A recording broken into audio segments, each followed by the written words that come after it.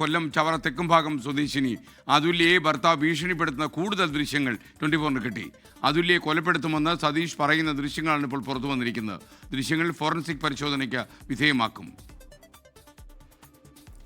മരിക്കുന്നതിന് ദിവസങ്ങൾക്ക് മുൻപ് അതുല്യ ചിത്രീകരിച്ചതെന്ന് പറയപ്പെടുന്ന ദൃശ്യങ്ങളാണ് പുറത്തു വന്നത്. ഭർത്താവ് സതീഷ് കൊലപ്പെടുത്തുമെന്ന് പറയുന്നത് ദൃശ്യങ്ങളിൽ വ്യക്തം. 10 വർഷം പീഡനം അനുഭവിച്ചതും വീഡിയോയിൽ അതുല്യ വ്യക്തമാക്കുന്നു. നേരത്തെയും സതീഷിന്റെ ക്രൂരപീഡനത്തിന്റെ ദൃശ്യങ്ങൾ പുറത്തു വന്നിരുന്നു. നീ ഒന്ന് പോയാലും ഞാൻ കുത്തി കൊന്നിട്ടേ ഞാൻ അടങ്ങത്തുള്ളൂ. സതീഷ നീ എവിടെ പോനാ? നീ എവിടെ പോവും? നീ പോവോ?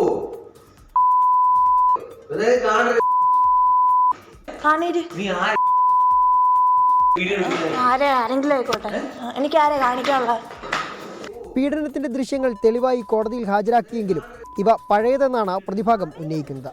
ഇതോടെ ദൃശ്യങ്ങൾ ഫോറൻസിക് പരിശോധനയ്ക്ക് വിധേയമാക്കി റിപ്പോർട്ട് ഹാജരാക്കാൻ കോടതി പ്രോസിക്യൂഷനോട് നിർദ്ദേശിച്ചിട്ടുണ്ട്. ക്രൈംബ്രാഞ്ചാണ് നിലവിൽ കേസ് അന്വേഷിക്കുന്നത്. പ്രതി സതീഷ് ഇടക്കാല മുൻകൂർ ജാമ്യത്തിലാണ്. ഇക്കഴിഞ്ഞ ജൂലൈ 19-നാണ് ഷാർജയിലെ ഫ്ളാറ്റിൽ അതുല്യയെ തൂങ്ങി മരിച്ച നിലയിൽ കണ്ടെത്തിയത്. 24 കൊല്ലം.